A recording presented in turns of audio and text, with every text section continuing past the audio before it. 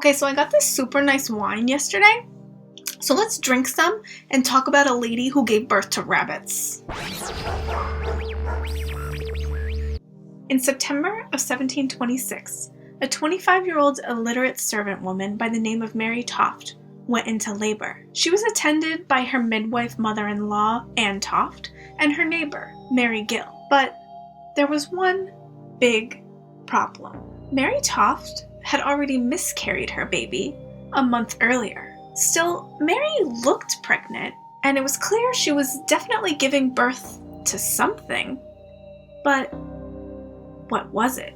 To Mary Gill and Anne Toft, Mary's baby looked something like a cat with the spine of an eel. So the family called on the help of a doctor named John Howard. And back then, calling on a doctor meant someone had to go get him, and then he had to gather his supplies, and then he had to make his way over. So by the time John Howard got there, a lot had happened. See, in the time it took for the doctor to arrive, Mary Toft had given birth to the legs of a cat, the head of a rabbit, and the bones of a fish. And over the next month, Howard helped deliver more animal parts from Mary Toft's uterine menagerie, including, on her most prolific day, 9 baby rabbits. And naturally, in the face of all this insurmountable weirdness, Howard saw fit to notify the king. And this was like a thing, whenever there was something weird going on, everyone would be like, yo, the king has got to hear about this. And indeed, King George I was curious when he heard there was a lady shooting animal parts out of her cooch.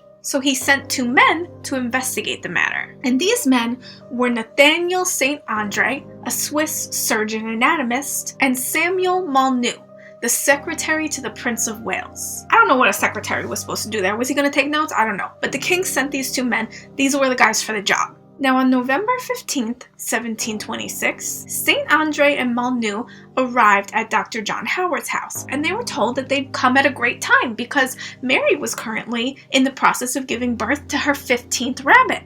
So they jumped in to observe, and in their presence, Mary gave birth to several more dead rabbits. Now, it's important to note something. Baby, if you think men are confused by women's anatomy now, you should have seen them in 1726. And when Mary was giving birth to her dead rabbit babies, the men might have been present for the births, but they couldn't really observe what was going on because Anne Toft kept a blanket draped over Mary's lower half, and the men were physically repulsed by the idea of looking at what was going on down there anyway. In fact, at this time, birth was strictly the business of women, and male doctors simply weren't equipped to witness the pussy in all its glory. So these men didn't dare look into the forbidden cavern from which Mary's bunnies were produced. But the men did see something, because according to St. Andre, the men witnessed Mary's belly pulsing and quivering before each birth, as if an animal was inside, searching for escape. And then moments later, out would come more rabbit pieces. So the men were convinced Mary Toft was having supernatural births. Eager to share the news with the king, St. Andre jarred and pickled the animal parts born of Mary Toft and brought them back to London. And soon enough, Mary Toft was a celebrity. The restaurants in London stopped serving rabbits, and the pickled animal parts brought by St. Andre were put on display for all to see. And as to why this was all happening, there was little question. Mary herself had offered the most logical of explanations. See, before she had her miscarriage, she was working in a field with several other women, and she saw a rabbit, and she gave chase after the rabbit, but was unable to catch it.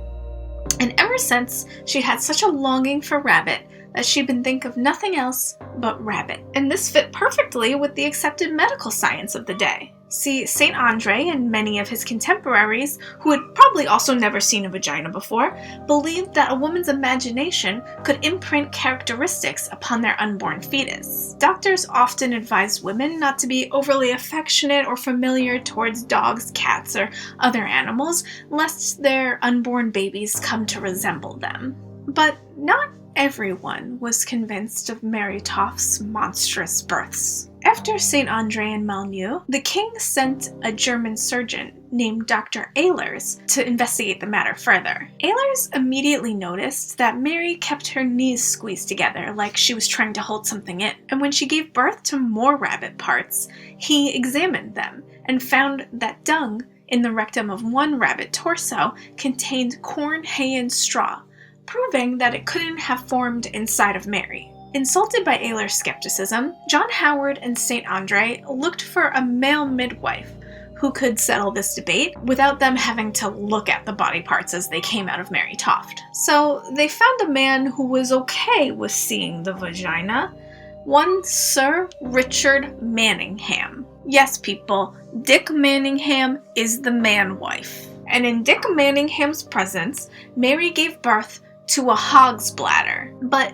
Sir Dick called bullshit, because just like Ayler, he said Mary could have just shoved it up there beforehand and it didn't prove that her births were supernatural. Facing disgrace, St. Andre convinced Sir Dick to keep his doubts to himself, and he brought Mary Toft to London where she could be observed by the king's doctors and scientists who would hopefully be more on board with magic bunny babies. In London, Mary was kept in a bathhouse and a large crowd of doctors came to see her rabbit births firsthand. However, despite appearing to go into labor several times, Mary did not produce any more rabbits. And to make matters worse, she was badly infected and kept having fits and convulsions that made her go in and out of consciousness. But no more rabbits. And when a porter at the bathhouse was caught trying to sneak a rabbit into Mary Toft's room, Mary's believers quickly turned on her. Mary and the porter were brought in for questioning, and the porter claimed that Mary put him up to it, but Mary would admit to nothing. Over the next 2 days, Mary was repeatedly questioned by a justice of the peace, who pressured her to confess. Eventually, Mary was told that if she didn't confess, she would be vivisected by the king's doctors, so they could see if she was formed differently from other women. I mean, I don't know how they would even know, having never seen a woman's body before, but whatever. But this scared Mary, and she finally confessed. Mary confessed to manually inserting dead animal parts into her vagina, but she maintained that this was done at the behest of an accomplice. However, the identity of this accomplice evolved over several confessions that Mary made. First, she said her midwife mother-in-law, Anne Toft, pressured her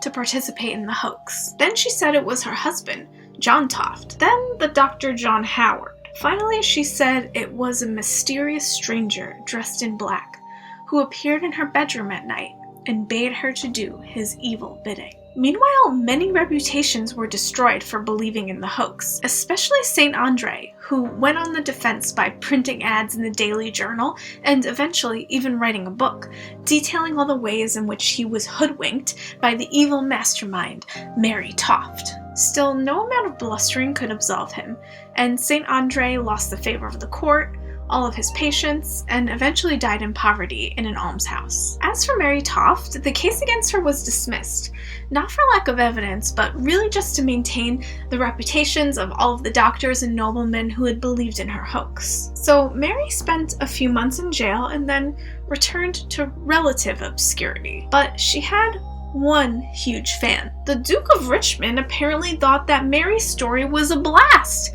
and he would invite her to dinner parties where she would regale his guests with the story of her rabbit births, while they ate a dinner of, you guessed it, roasted rabbit. Thanks for hanging out with me for a little bit.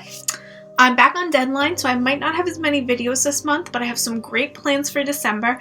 I love a creepy Christmas ghost story, so I hope you'll stick around through this little rough patch, and we'll hang out a lot more come December.